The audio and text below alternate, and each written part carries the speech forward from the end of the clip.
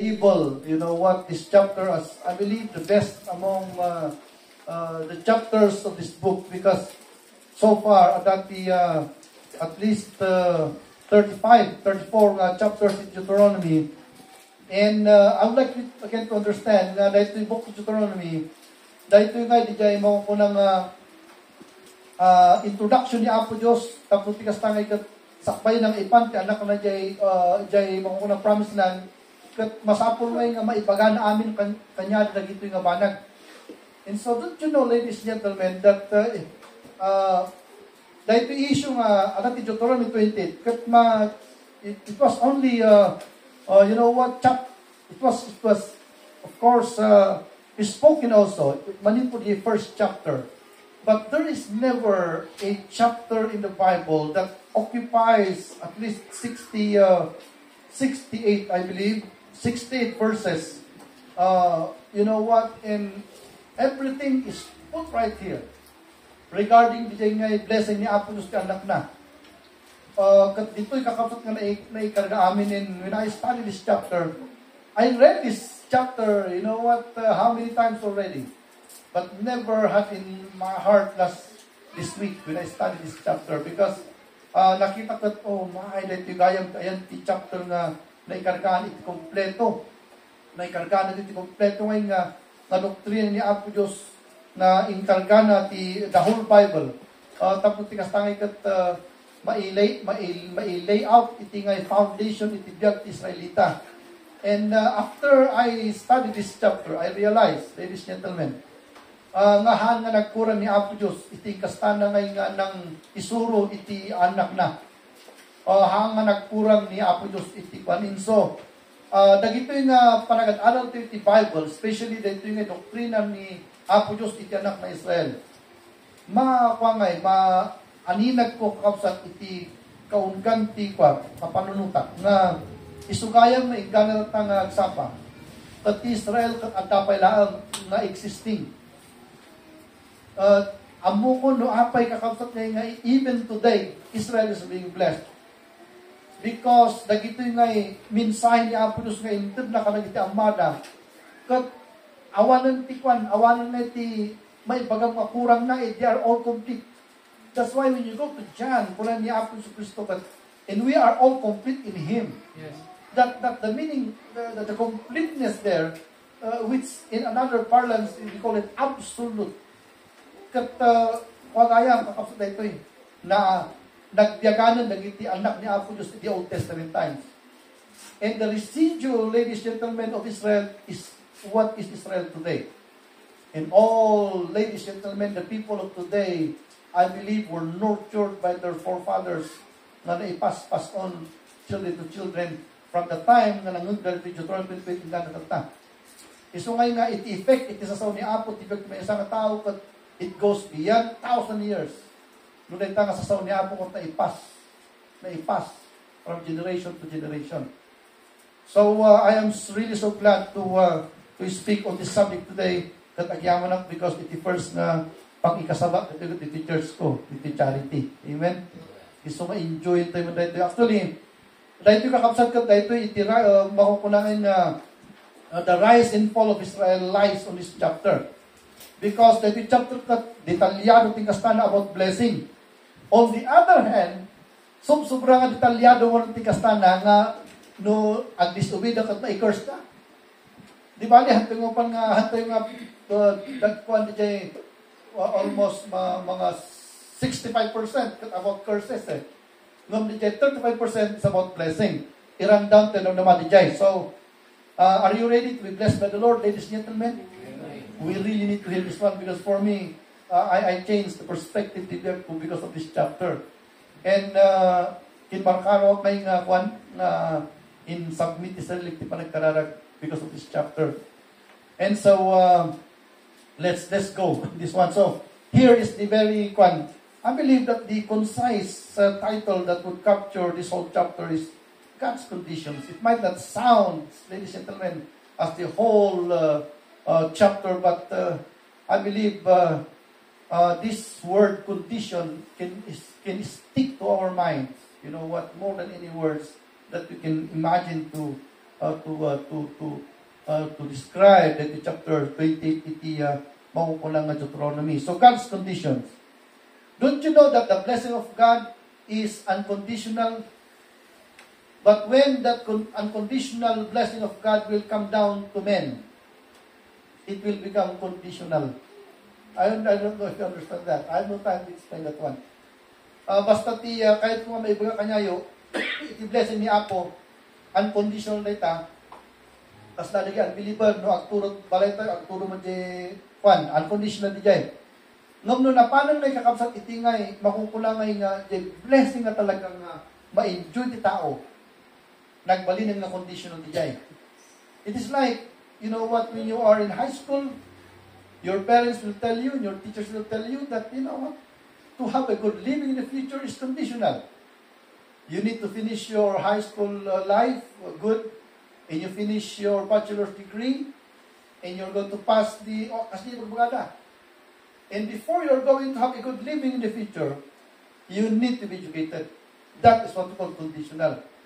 Dagdag hanga nang ije hanga na kang hangay nga ng pati ije kakapsat nga makumpulang nga sursuro iti teachers kan dagiti parents tat mabati da kakapsat iti panagbiag.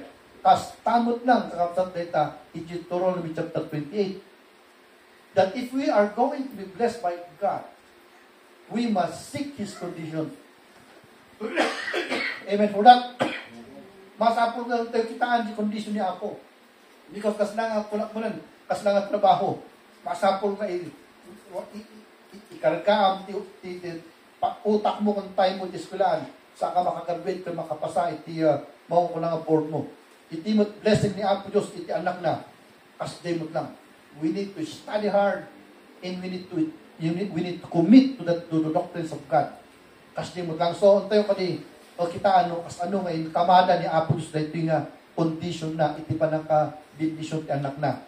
Okay, so duwa lang actually dito iti nang dinivide ko actually. Roman number 1. So that the question there is how God justly deal with His people. God has been always just to humanity ever since the beginning. Even from the time of Adam, He was so just. And He is just to us today. And He will just still be just to the future.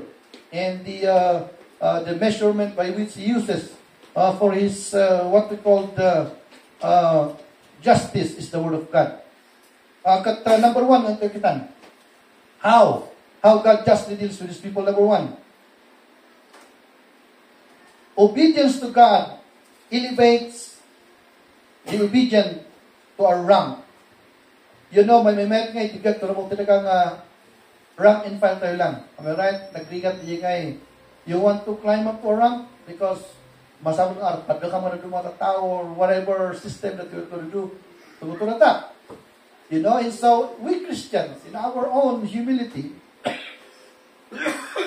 naisurusuro ko ng Bible, it is always good for us to be rank and file. Kasi lang timayat. Ngam nung napangkalit yung Bible, sa baligan ni Apo Diyos. Sa baligan ni Diyos tayo. Ti Diyos tayo kakapsat nga mang bendisyon, kanya tayo katahan lang ang bendisyon si ka in a simple blessing na inaimdaklan iti Diyos tayo.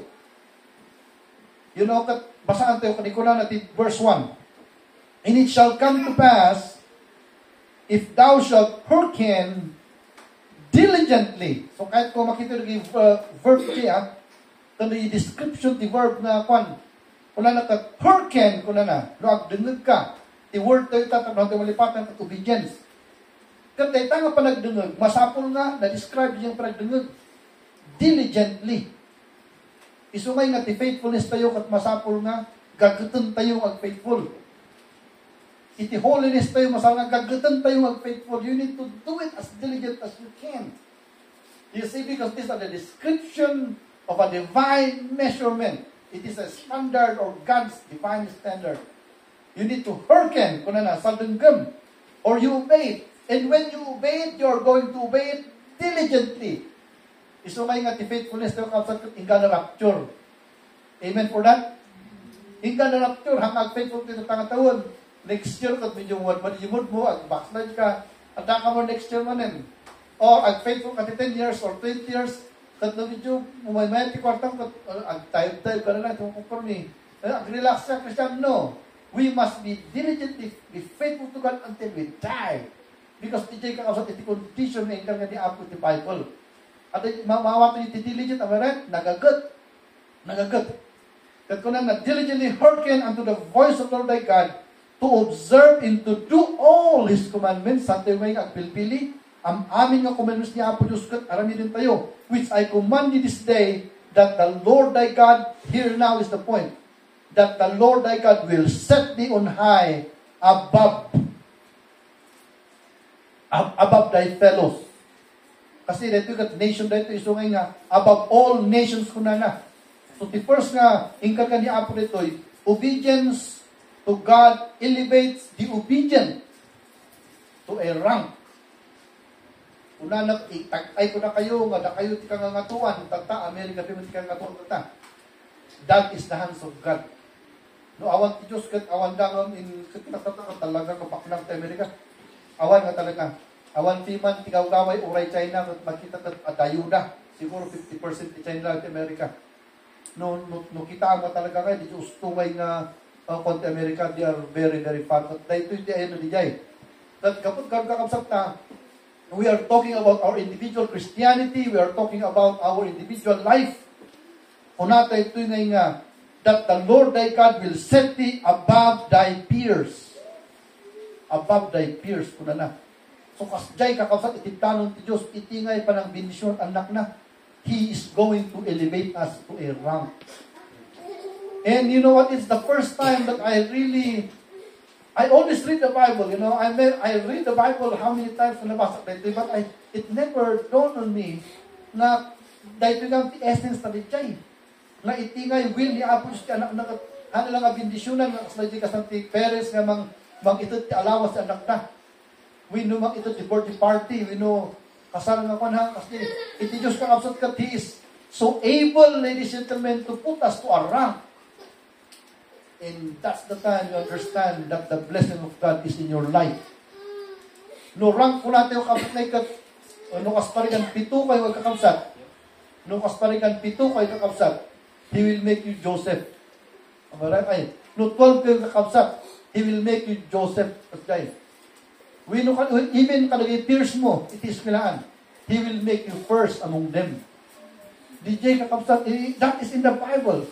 And we are amazed to understand that, oh no, kasi apon sa nagbindisyon ti anak na.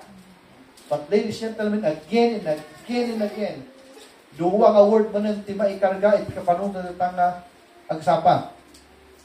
Masapol nga dunggam ti word ni Apo. Amen? Masapol nga dunggam tayo ti word ni Apo, DJ lang. You need to hear the voice of God. And when we hear it, we are going to hear it diligently. Tapos tikas tangay kat iangat ni Apo Diyos na tayo to a certain rank. And oh my friend, you can never find a verse in the Bible than this. And only here in this chapter, you can find such magnanimous promise of God to His people. It's the only verse in the Bible where you can read such kind of magnanimity. You know what? You know, and kita nagapok ni Jehovah. We are not reading about the Old New Testament. We are reading about the Old Testament in which Jehovah is the speaker of this, was the speaker on this chapter. He is God the Father. That kastoy nga conditionin, I believe that ito nga preaching na kasama ni Moses kanyada. Because preaching ni Moses ito Iso may nga nasa nakuha amin nga nagdulong ijay. But ijay na lang anak ang tikas nga preaching. That God is not only satisfied to put you a blessing, but He's going to put you above thy peers, thy fellows. You know, and that's the magnanimity of the God who would bless someone who is willing to hearken and hearken diligently. You see, so the jay kakapsat, and I am always thinking of this verse. Is that so? Of course, we are not going to be comparing ourselves, of course, kada kakapsat tayo, baka agawin tayo, kung compare tayo, nabinbindisyon na tayo, agapos tayo.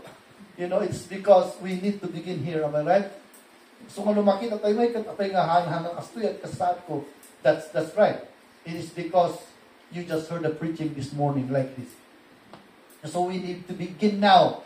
We need to begin now to invest our lives to the hearing and diligently hearkening to the Word of God. Today, hantay ko mga sayangan dito yung right? Because this is it. So obedience to God elevates the obedient to a rank. Okay, number two. Itatak na ahang nag-preach nga pare-pareho ti letter na. Dahil ito kamay nga preaching kat hangkong maikarkat ti word ka papareho.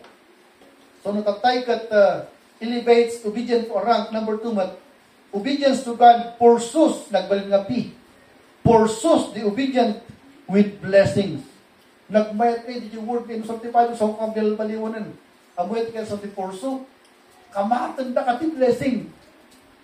Tayo, kamatan ti blessing eh. We always come to pray that God will bless us. But if you just hearken diligently, you are not demanded to run after the blessing. Because if you are going to hearken diligently, the blessing will run after you. Yes, it will run after you. Let's take a look on this one. In verse 2, in all these, you know what, that's a plural of these.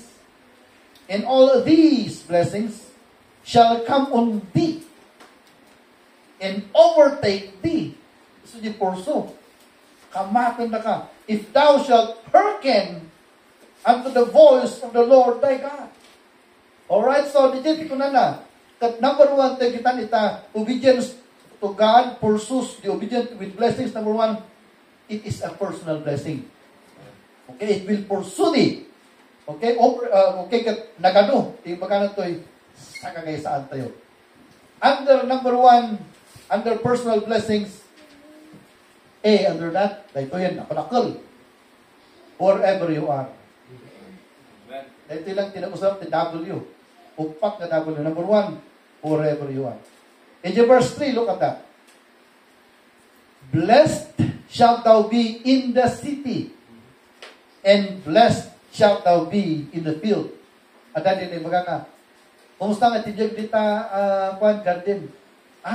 Parang simple lang. Kayo ang adat na syudad. Ada kami lang dito ni, ada kami lang dito talon. Hanggang iti blessing ka wherever you are. Mabalinda ka nga patamaon ti kamatis wino patatas iti garden. Amen? Mabalinda ka nga bidisyon ti blessing mo. No da ka di city. So wherever you are, so you see, the blessing of God does not lie on places. So here, Charity, I would like you to understand this one. The blessing of God is not in America. Wherever you are, if God will bless you, God will bless you. See, look at that again. I'm going to read it again. Tagnumat, mapuntusan tayo din ngay, wisdom Diyos, iti panang bendisyon na. Kuna na, blessed shalt thou be in the city, and blessed shalt thou be in the field.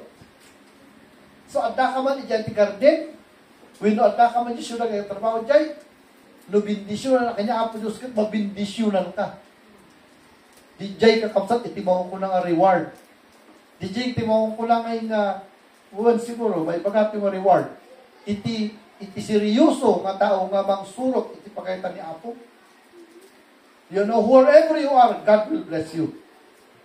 Wherever you are, God will bless you. Iso nga, anyaman, iso nga hanggayong nga, and I've known a lot of people also. Ada na tao nga, napunwan ti, mangkunang ay nga, black, nag-eskwela tiyan, ano nga, ingka na doctorate, nga adat blessing na, di kwan, but it does not guarantee hundreds of thousands of pesos. At damo ito kay, nalpas ng tikalis na, and then nag-business na, mayat mo, ti blessing. So ngay nga, usto, di ko na nga kastad yung New Testament, nga kunan na ito, yung kunanan, ninalihakon mo pa nga maikot, verbatim di James, kuna na kastangay nga, the blessing ni Apo comes from the Father of light with no variableness, neither shadow of turning. Kuna na, the gift ni Apo di jay.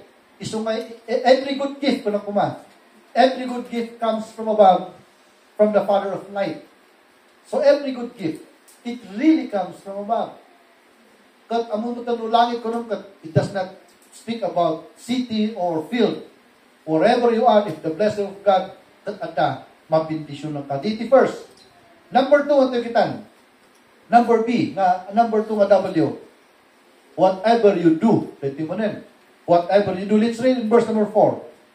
Una na dito Blessed shall be the fruit of thy body, and the fruit of thy ground, and the fruit of thy cattle, the increase of thy kind, in the flocks of thy sheep. Look at that one.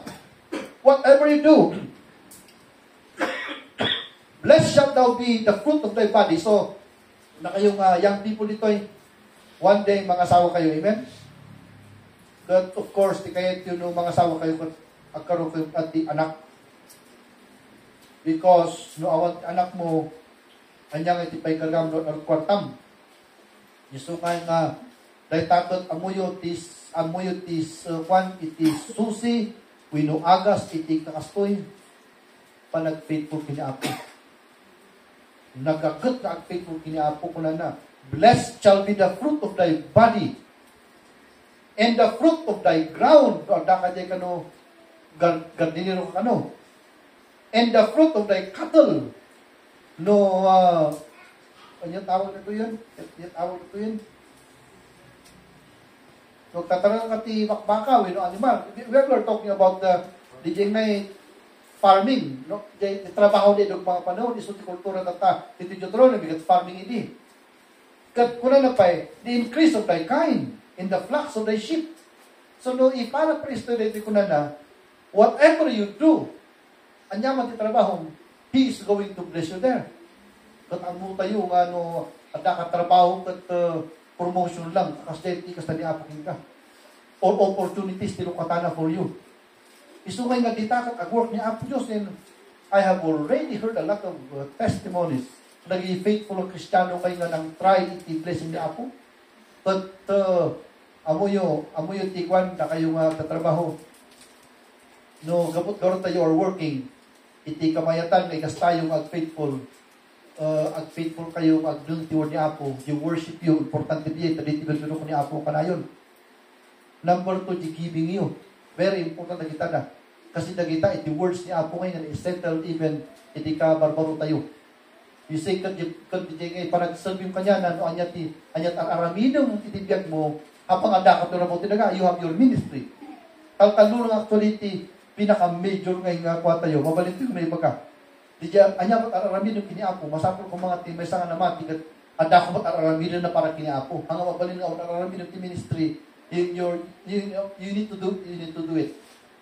And we have ministries. I'm not talking about you're going to join every ministry, no. Basta adat ministry iti church. Adat araramidom na But iti nga ministry ko, when you go home, kat kung ang mga agrari ka, at least na nga, di na aramid mo, kahit mo nga aramid nga panagsalim kini Apo. And as the months and years go by, that you are going to develop yourself into a certain machine na makapagsilbi kini Apo Diyos better than what you're doing today. Because we need to improve in our Christian life as the days and years go by. Why is it? Because we are indoctrinated by the Bible. We are learning, Kat dahito basta ti context dahito, finances ti magmagana dito. Whatever you do, isumay nga, you need to change what you're doing. At change ka na lang, no, makita may nga, iluklukatan na kanya Apo Diyos, better nga ruangan. But basta ti amuto ito whatever you are, whatever you do, God is not limited to bless you. Iti pagtatrabahuang. God will bless you there. Okay, so tilang, kahit kung makita ito diyan aramidon ito itata, God can prosper that. Diyan madamangan aramidon. You just need to hearken diligently. Tapos tikas tayo kapabindisyonan tayo. So, iti number 2 nga W, number 3 nga W. Verse number 5. Una na ito Blessed shall be thy basket and thy store. At that, we say, whichever you put into. Alright, whichever you put into, because he's talking about the basket and he is talking about the store. Anyaman nga pang i-invest mo kuna na. Anyaman nga pang i-invest ang kanong itikwartam kuna na, you are going to be blessed. Okay, so whichever you put into. So nga, amoy dito Pilipinas, isuti may sangay nga kwa tayo. No apay nga third world country tayo kausat. No makita tayo, amoy tirason no apay nga third world country tayo. Because di kwarta tayo, hantoy pa nga ma-spread. Hantoy nga kaya nga i-spread, di kwarta tayo. Kasi no dito Pilipinas, kung mga nagsulo 300,000, ma-spread mo dito eh. At dati mabatim nga pang medical expenses, am I right? Leisure time, kasi kumay. Unti lang ang pera natin. Sa pagkain lang, naubos na. Makan lang. Napan-amin ni Giant. Ang kapay nga makangatang ti sapatos mo nga weekly or whatever it is. Of course, narinig ito ka weekly kasi niya or monthly. But it's very hard, but in America, adan DJ, adangan DJ, maikuan may DJ kwartada ko, kaya na nga kargati, pangbalay, panglugan. Mano kanya dito ti saving na ti pangbalay at panglugan? Kita nyo, siyak lang. Ibabak kanya, awan. You see, awan ti saving ti tilugan ng balay. But when you go to the first world country, adda. Para pangbalay nga bayad, para panglugan. Kaya na doon kayo, pang helicopter kasi pa eh. But here in the first world country, it's very hard. But may I take this chance, ladies and gentlemen, to dismantle that idea. Because even we belong to the third world country, God is not limited to bless us still. Okay, so whichever you put into, what I'm saying is, no, dahil extra nga kwartam, i-invest mo sa Bali. God will also bless that one. Hindi the idea na dito. So ngay nga, sabay ka mga nga to level nga, iti-kwa tayo, finances tayo. Hal lang nga, ka di experience di balay. Umay kayo panahon nga makaunong mga ito, so that you have something to invest. Because even in that, you know what, a little bit higher level of financial capability, God will also bless that one. You see, for now, siguro, manong kanya tayo iti extra na for investment. But if you have an investment money today, God also will bless that one if you're going to invest it. Whichever you put into. Dijay number 4 nga, ay number 3 di nga W, number 4. Number 4. Whenever you do. Kapag naman verse number 6, kuna na. Blessed shalt thou be when thou comest in, and blessed shalt thou be when thou goest out. So, dahito kat, whenever you do. Whenever you do. Una na ganito, blessed shalt thou be when. Isoliyate na usahan din when. Blessed shalt thou be when thou comest in. And blessed shalt thou be when thou goest out.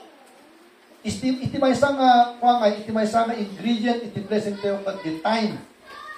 The time, kausap. Bindisyon lang na ako na, no, agrugi ka, bindisyon lang na kamot, no, rumuwarkan. Isa-iso nga iti blessing ni Apo kat time, tikit na sa akong dijay, mabalin tayo ikarara kini Apo Diyos, nga bindisyon lang tayo tata, bindisyon lang tayo next month or next year. Because the blessing of God also refers to time. So, ako na, when thou comest in, and when thou goest out. Alright, so dijay ti idea na dito eh. So nga time. Okay, so, ano nga lipatan niyo upang nga dijay ah. Dijay upat kat wherever you are. At atin ti city, he can bless us here. Number 2, number B, whatever you do, anya mga trabaho. Isungahan tayo mapilpilin, ito ti doktor laang. We know, abukado lang no. Whatever you do, God can bless you in that. Number 3, whichever you put into. No, dumakal mo the finance mode, you're going to put a business, you put up a business, God is there ready to make your money increase. You know what? 100-fold, 1,000-fold. And whenever you do it. Okay, so whenever you do it. So anytime, you know what? Nag-decide ka that ipabindisyon mo kini Apo. He is always there. Ang iba ni Apo nga, umuray pa next year ka pa no. The importante, nakarugi din ang sulbi kini Apo, at di pa nag-obey kanya na we are already working with that. Okay, so di jay, ti kastati sungay nga, anyan ti kwa tayo, anyan ti makita tayo nga kakapsat ko. Kat, dapat nakarugi tayo ng agsasulbi kini Apo. That we already put in our own hearts to obey God. Di the first na isettle tayo. You know, you need to believe on prayer. You need to do that. You need to begin praying to God.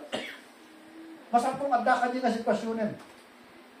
Because kasano na kabensyon ni Apo Diyos na awang kapay dyan, ang decide ka pa yung apan ni Jay.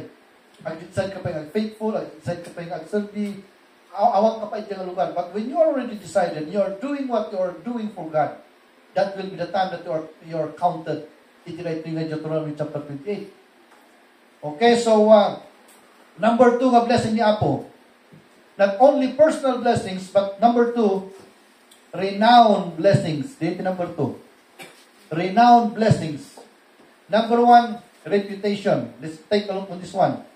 In verse 10, kuna na, and all the people of the earth shall see that thou art called by the name of the Lord, and they shall be afraid of thee. Look at that reputation. And all the people of the earth shall see that thou art called by the name of the Lord, and they shall be afraid of thee. Handa nga personal blessing ito ni Apo, ti anak na, ikan nakapay, di mo ko na renown. Kahit nga sa ulay ka, madamag na, di blessing ni Apo ka. Makita din ang tao, di palagay ni Apo ka mismo. You see, makita na. Kat, reputation, dito ko na dakwan, reputation. Para kami, bagman dito nga tao, binbindisyon ni Apo, tibiyag na. Reputation ni Jay. Han mo ngay nga, ibagpaga nga makikita kitang taon. Ijay mo nga makita nga binbindisyon na kanya Apo Diyos. When your name is already, a household name in your community. Because makikita na no anya ti blessing mo nga bagong kini Apo. Iso nga reputation kat blessing ni Apo kay ta. Ada na ginatao kahit nagbal nga reputed. Iso nga kung pumpul ti kastada, arami na ti negative, mas na trianis. Kung matmadi mo, di reputation na rami na meron. Ano ka rin nga agbal ka kilala ti Pilipinas na barsa ka na kakamatis no rumor ka di balay mo. You know what? Reputation is a gift from God to those who are faithful. You know, it's a gift from God to those who are faithful. Number 2, and lastly, about renowned blessings, prosperity in display. Basahan nyo kung 10 and 11, 12 ko na. And the Lord shall make thee plenteous. Wow. Natitiket ko yan. And the Lord shall make thee plenteous in goods. Dito di Tagalog na ito, lig-lig. Umaapaw. Amaret? In the fruit of thy body, and in the fruit of thy cattle, and in the fruit of thy ground, and in the land which the Lord sware unto thy fathers to give thee, the Lord shall open unto thee his good treasure. Look at that. The heaven to give the rain unto the land in his season, and to bless all the work of thine hand. Di yung may mayak. No, arami trabaho the Lord, you bless the work of my hand. Look at this verse. In all the work of thy hand, God will bless it. And thou shalt lend unto many nations, and thou shalt not borrow. Paglaplapusanan kang hanggang kailangan utangan, sikat pagkutangan dan. And the Lord shall make thee the head, and not the tail. Sino tiket na agbal na ipos? Kaya tayo kadatoy di samo. Tiket na kasawang di jay. Hanto ko mga mautpudi. Lugita di kasadaran ko atayo, tindahan ko, kasi sika katakap lang di ipos, ako tinang nangyari, diag mo. You are the tail. But the blessing of God is so different. That He is not willing to make His children who is faithful a tail, because He is going to make him the head. At ang kanan mo naka-advance. Alright, so DJ, meaning na dito is kuna na, I am going to make you the head and not the tail, and thou shalt be above only, and thou shalt not be beneath. Ang kanga na bababa, ingat ko na kuna na, if thou hearken unto the commandments of the Lord thy God, which I commanded thee this day, to observe and do them. So here is the question, Christians. Ada ba kanya iti challenge pa lang iti doctrine ni Apo, iti faithfulness? Ada ba kanya iti challenge pa lang iti doctrine ti giving? Ada ba kanya iti challenge pa lang kini Apo iti doctrine iti makukulangan yung involvement? You stop challenging God with all of those things. You know, agrugi tayo kiti kumag faithful kini Apo Diyos. Kasi nailiyaw tayo ito yun na doktrina 3,800 years ago. Sakbay tayo na enak. And those who will challenge this verse in the Bible, kung awan ti madanom na, iti panagbiag na. Una na, kasta I'm not going to make you a tail, but I'm going to make you the head. Okay, so, verse 12 dyan niya. So, sumarno, dapat ba? Sabali, okay. How? Okay, diyan. Asano? Asano ngay? A. The Lord shall smite the enemies. At subliti verse 7, because did you mean blessing na duwa, dangay tinakating na, iso nga iso yung ti how, because iso tinaansuran ti how. Look at verse 7. And the Lord shall cause thine enemies that rise up against thee to be smitten before thy face. They shall come out against thee one way and flee before thee 7 days. Amoy na ito enemy, magbaga na ito eh. Haan nga di ka naka-espada nga, at tigayang na nga Roman Empire, no. Tigayang na nga sa unti enemy tayo. Kundi nga eh. Di ba, no, apply ka trabaho ko at nagaroon struggle. Nagaroon ti mga harangking ka. Ibig sikat na kauna ka. Parang tinang harangking ka nga, di kalaban. Iso ngayon at struggle to Kristiyano council ka. Anak ka talaga ta. Especially ang anak na ito ni Apo. Ang anak na ito ni Apo Diyos. If you are the children of the devil, we compete to faithfulness to the devil. But now that we are Christians, the devil is always there to give you hurdles. Hurdle. And only God can remove those hurdles. Kanya nga itikas tayo. Masapol ka nung dunggum di word niya Apo. Kagatum maramidan. No? Kuna na you need to pray. Kuna na. You need to really pray. And when you pray, you are going to kagatum. Correct. To you come to church and pray. Because that's what diligence is all about. And when you do it seriously, because that's what faithfulness is all about. You know, at that hurdle, so ngay nga, awan sa oray faithfulness, nagarot hurdle. Nagarot ti activity nga mangharang ka. But if you are faithful, you're going, kasla ka driver gardita, no, at ubing at tortan, amo mo nagminor ka. No, ako mo struggle mo, solbara mo, nga nagtagos before mo umay ka dyan, ti uping nga nagite. As di mo not faithfulness. Nagaruti yan. Ali ba ito yung tipanagbit na hantang maaramit pagkita ni Apo Diyos? If you're wise, you need to solve that before those things will come to you. Because your faithfulness is stable. Amo kahit nga maharangan na kita nga banbanag parang faithful kini Apo. You do something about it. That's what faithfulness and hearkening diligently is all about. You see, hanga nilalakad, hearkening diligently. You need to fight it out. You're going to fight it out. And anya nga reward tayo ngayon. Ikatan ni Apo, yung hurdles tayo. Ijay. Kasi talagang nagrigat ti selfie ni Apo. Diyos di mong ikatahanga na tayo mismo. Look at that. Una na, the Lord will cause thine enemies that rise up against thee to be smitten before thy face. They shall come out against thee one way and flee before these 7 ways. Ma-imagine nyo ba, DJ? Yung kalaban mo ko, soldado kong police, no military, one way nga talaga, DJ. Handa nga spread, basta. Kasi no armalay ito, patay na amin. Iso ko na makita soldado, may sa leader ka, susunod ito niya 100. Ano na paltugan, DJ Sango, nagkuha na 99, nabiyag na 99. Nung naka-spread na ang kasta, may isa lang ang kasi matay na amin.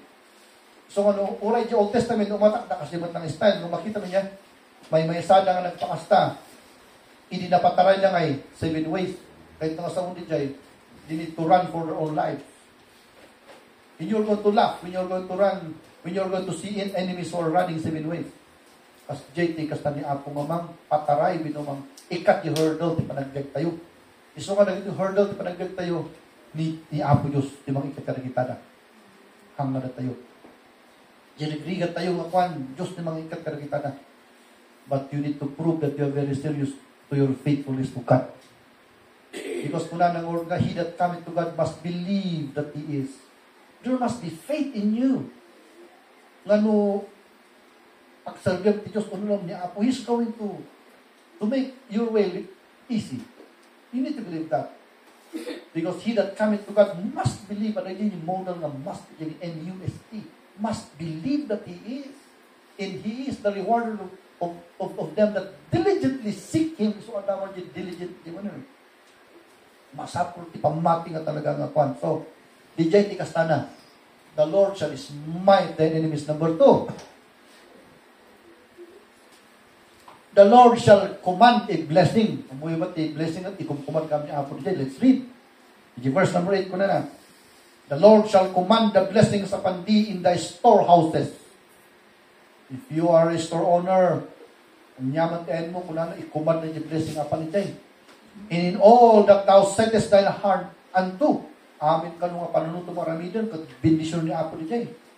And He shall bless thee in the land which the Lord thy God giveth thee. Di status mo DJ, kung ano, pabungaan na amin DJ. You say so DJ, kung ano, the Lord shall command a blessing to. So friends, iti blessing na talaga magaputi Diyos. DJ, kahit mo isettle your mind yun. And only God will command the blessing to come to you. There are a lot of people who are running for blessings, but the blessings will run away as far as it can run. But for those people who are faithful to God, DJ blessing, umasilip kanya ka. Gusto ko nagpintas ni Kasday, nag-blessing, umaikin ka, am I right? DJ kamatong. Gusto ko nag-speak, nag-ito yung psychologist, DJ ni graduation. Pursue your dream. Wrong DJ. You see, because the blessing that haan nga kamatang, no, di kat maitagking ka. So nga Christian parlance niya, something yung mga dyan, believer din, because ang nga amuday dito. So that tayo lang ang namati dito. So, DJ number 2, DJ number 3, and lastly, C. Dapat C. The Lord shall establish thee a holy person to Himself. Verse 9, dahito di kamahitan. Actually, di blessing tayo kapsat na finances, secondary lang di jay. Di kamahitan, kasi verse 9, look at it. And the Lord shall establish thee an holy people unto Himself, as He hath sworn unto thee, if thou shalt keep the commandments of the Lord thy God and walk in His ways. Malagip yung ba, nagisin mo ka na, anniversary, J. Kwan, J. ni Malayman, i-preach ko, J. Ikat, una na gawin ng kastama, J. Revelation ti, ko, J. Revelation ti, subject ni J. At kuna na nga, and I will make you the post, kuna na, of my temple. Isungunod, talaga kay kamay na may isang instrument ni Apo, ang kalang ko mga lansa. When you daspan, kasi madadadala kita eh. Huwag tarigagay ka, temple ni Apo, posti, itarigagayam. Tapos tigas tangay ka, sikat mo, ganyan the whole na building. Dito yung Bible, nung makita dito nga banda, and I will make thee a holy people. Look at this one, let it be holy. Nangat nga itong level ito eh. So, di Kristiyano niya, mabindisyonan iti finances, iti amin nga banbang turmo tinaga. Ngum hanggang nga di iti, pinaka-end iti blessing ni Apo. Nung di kat umay kumad, di may panagdag iti may sangan namati nga, nakita na nga iti am amin nga ragsak na kat magabok ni Apo, haanan nga tutukanan, haanan nga isit di matanan, kadag iti material nga iti ni Apo kanya na. Isit na matana iti kastan na nga mang agserbi ni Apo Diyosan. Ayo kayat kumay nga kwan, kumay sa panahon nga agbalin ko yung bilyonaryo, agserbi ni Apo sa church, di Jake kumot mayat. Amen? Pag-aso ng bilyonaryo kayo. Ang ikarga kayo lang di manager yung dito. At dati teachers na binigan. Pastor Jay, Ang DJ, abuto pala yung kanong mamaya. Pag-bigat na parang bigat eh. Na kuna nagbigat in the Lord shall establish the unholy people unto himself. Iso ano, nakaina na, iso nga ija Europe kata. Iti golda at agkaroon na kumati talong aldaw. Ang kung amo no, implemented sa Europe kata diyan. Talong aldaw indication na. Dito yung third world country tayo, duwapay lang. Kadagyan ng gobyerno ha. So kung na kayo awat ng gobyerno, ako ng gobyerno, kung mas pasis, makain na nakati Saturday, Sunday. Nung di Europe, talon tatan na itikwan, inanada. So upat na aldaw, pagtrabaho na lang, talong na aldaw, so nga, mabal na umay sa Pilipinas, sa nagsubliman nun, kapalmangan lang nito sa nagsubliman nun niya. Kat umay pa aldaw, nga upat na aldaw, ti kwada. Yan na ganun. Rest day na katalong aldaw, pagtrabaho na. But they need to be very wealthy before that will happen. Huwag na tayo, iti Pilipinas. Awan namnaman tayo pa lang siguro pakanik. Di anak tayo ito Amen? Amen? Iso ka taramin ito kita. Agsalbito kita kiniapo Diyos at maramil dek tayo. So di JT ko na kat kakapsat. Irandaw tayo lang, naging curses. Kas ano ngayon dohan na serbi ka ustot ti anak na. Okay? Sige man. Ikaw man, i-rundown naman. Nandiyan na ba? Nakarin na ba? Good. Kasi pinag-usapan natin kanina yun eh. I-rundown tayo lang nun.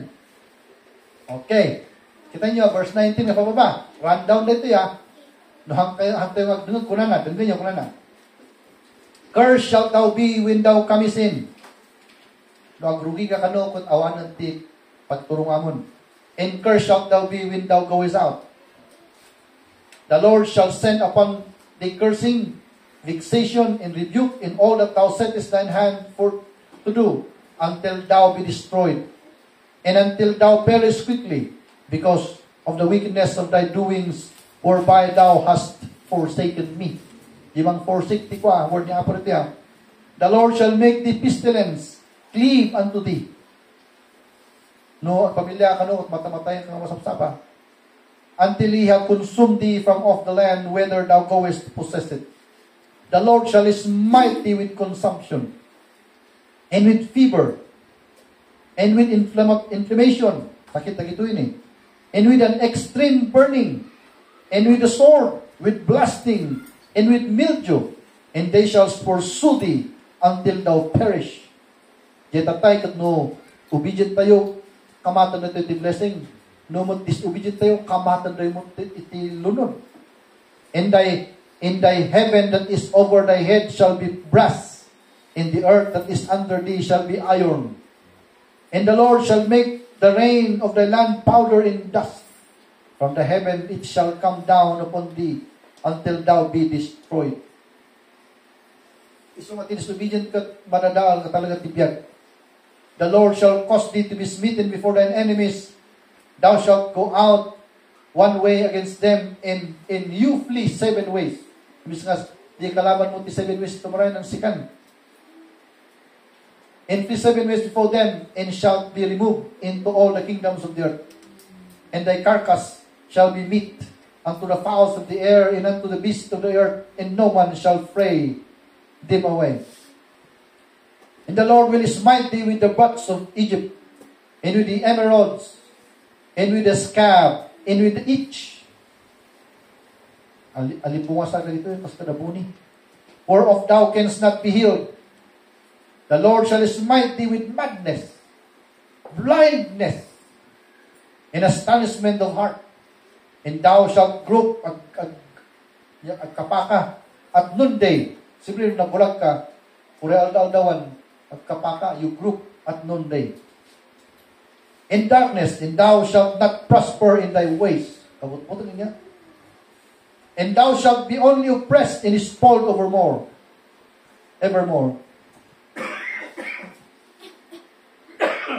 And no man shall save thee, awan pa iti, Savior mo. And thou shalt betroth a wife, and another man shall lie with her. Naging mabarong kalubalasan na ito.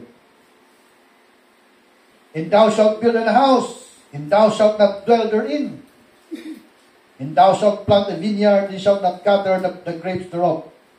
Thine ox shall be slain before thine eyes, and thou shalt not eat thereof. Thine ass shall be violently taken away from before thy face, and shall not be restored to thee. Thy sheep shall be given unto thine enemies, and thou shalt have none to rescue them. Thy sons and thy daughters shall be given to another people, and thine eyes shall look and fail with longing for them, and all the day long. And there shall be no more might in thine hand. The fruit of thy land and all thy labor shall a nation which thou knowest not eat up, and thou shalt be only oppressed and crushed away, so that thou shalt be mad from the sight of thine eyes which thou shalt see. The Lord shall smite thee in the knees and in the legs, and a sore butch that cannot be healed, from the sole of thy foot unto the top of thy head. The Lord shall bring thee in thy king which thou shalt set over thee unto a nation which neither thou nor thy fathers have known. And there shalt serve other gods, wood and stone. And thou shalt become an astonishment, a proverb, and a byword among all nations, whether the Lord shall lead thee. Thou shalt carry much seed out of thy field, and shalt gather but little, agmula katiat ado, basit ti maapit, for thy locusts shall consume it. Thou shalt plant vineyards and dress them, but shalt neither drink of the wine nor gather the grapes, for the worm shall eat them. Mabigisan na. Thou shalt have olive trees throughout all thy coast, but thou shalt not anoint thy head with the oil, for thine olive shall cast his fruit. Mabulok na before nga maani. Thou shalt beget sons and daughters, but thou shalt not enjoy them, for they shall go into captivity. Kaya ito tingnan mo, no, faithful. Tagi-anak tayo, hanap ang faithful mo. Problema ang isudan. All thy trees in the fruit of thy land shall be locusts consumed. The stranger that is within thee shall get up above thee very high, and thou shalt come down very, very low. He shall lend thee, and thou shalt not lend him. He shall be the head, and thou shalt be the tail. Moreover, all these curses shall come upon thee, and shall pursue thee and overtake thee, till thou be destroyed, because thou hearkenest not unto the voice of the Lord thy God, to keep his commandments and his statutes which he commanded thee. And they shall be upon thee for a sign and for a wonder, and upon thy seed forever, because thou servest not the Lord thy God with joyfulness and with gladness. So, Christians, kita yung verse 47, because thou servest not the Lord thy God with joyfulness and gladness. Sabi ko mag-charity, tarugyan tayo kumak sa labit ni Apong naragsak. Amen? Ragsakan tayo panikakapsat. For the abundance of all things, therefore shalt thou serve thine enemies, which the Lord shall send thee in hunger, in thirst, in nakedness, in want of all things, and he shall put a yoke of iron upon thy neck, until he have destroyed thee. The Lord shall bring a nation against thee far, from the end of the earth, as swift as the eagle flesh, a nation whose tongue shalt thou not understand, a nation of fierce countenance, which shall not regard a person of old, nor favor for the young. And he shall eat the fruit of thy cattle, and the fruit of thy land, until thou be destroyed, which shall also not leave thee, neither corn nor wine nor oil, or the increase of thy kine or flocks of thy sheep, until he have destroyed thee. He shall besiege thee in all thy gates, until thy high fenced walls come down, wherein thou trustest throughout all thy land. He shall besiege thee in all thy gates throughout the land, which the Lord thy God hath given thee. And thou shalt eat the fruit of thine own body, the flesh of thy sons and of thy daughters, which the Lord thy God given thee in the siege, and in this atapay nga pinas mo yun. No may lunod ti Israel nga ikat, ibisis ti suda, kat awat ti kanundan, ka anak na, makasurvive lang doon. Verse 54, so that the man that is tender among you in every delicate, his eyes shall be evil toward his brother, and toward the wife of his bosom, and toward the remnant of his children which he shall leave. So he will not give to any of them of the flesh of his children, whom he shall eat, because he left nothing in the siege, and in the straitness wherewith thine enemies shall distress thee in all thy gates.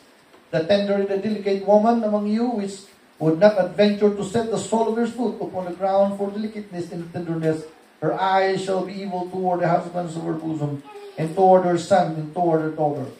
and toward her young one that cometh out of between her feet, and toward her children which she shall bear. For she shall eat them for want of these things secretly in the siege and straitness, wherewith thine enemy shall distress thee in the gate.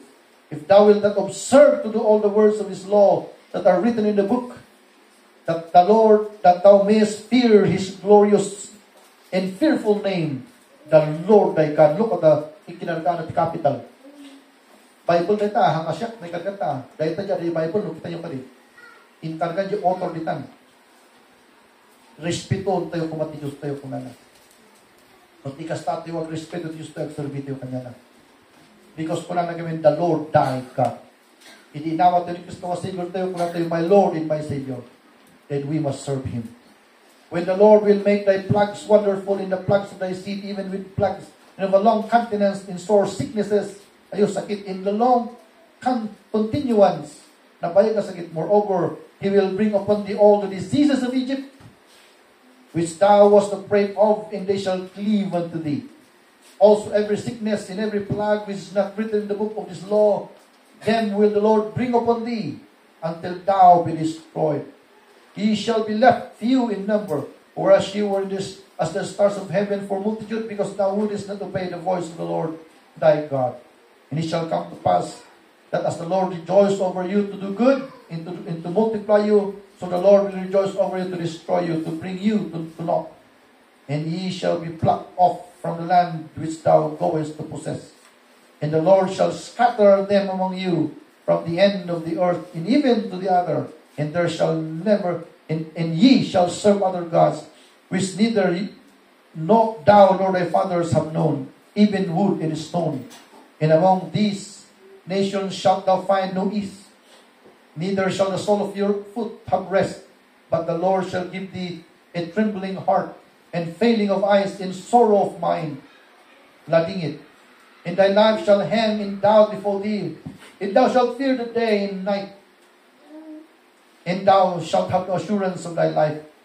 And in the morning thou shalt say, would God, it were even.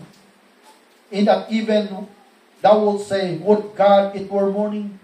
For the fear of thine heart wherewith thou shalt fear, and for the sight of thine eyes which thou shalt see. Lastly, last verse, and the Lord shall bring thee into Egypt again. Ipanda ka, no ti Kristiyano talawag serbi, isublida ka di Egypt. And the Lord shall bring thee into Egypt again with ships, by the way whereof I spake unto thee. Thou shalt see it no more again. And there ye shall be sold unto your enemies for bondmen and bondwomen, and no man shall buy you. Ito kabutbutang mo kandiyan. Isublida ka di Egypt. Ilako na awan pa itikmang kayat nga manggatang tingkan. So kasjay kakabsat, itinaikarga ka na ito'y disobedience. So ngay nga, tinasdawak ito'y nagkadu di negative, nagpas-positive. Siguro, tapos tigas tangay kat sumunod, ito'y puspuson na iti, mang-adal iti na ito'y. Iso tatangag sapa, nagpili tayo. Una ni Joshua, as for me and my house, we will serve the Lord. At kung naman ito tao, we will also serve the Lord. Na kayo ngayon. How will you decide for this one? Do we want the blessings of God or the negative part of this one? Shall we pray? Pray tayo. Magkararag tayo. I-commit tayo man tibiyag tayo kiniapo Diyos. Because ang tayo amo no manungatawan manin. Sa tayo makaumay dito Deuteronomy 28. Shall we pray?